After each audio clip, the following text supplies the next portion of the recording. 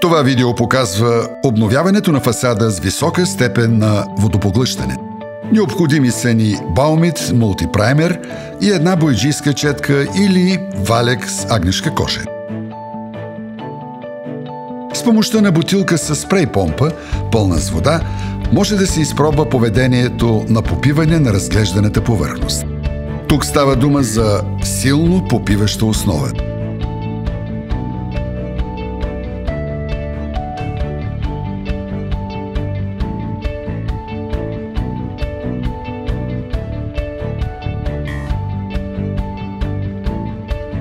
За постигане на равномерно попиваща основа, върху повърхностите се нанася Baumit Multi-Primer.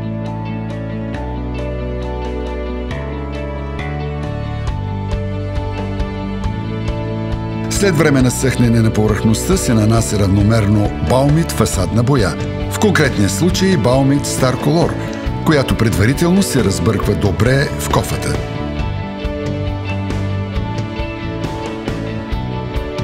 За целта може да се използва Airless бояджийска машина или валяк с агнешка коша.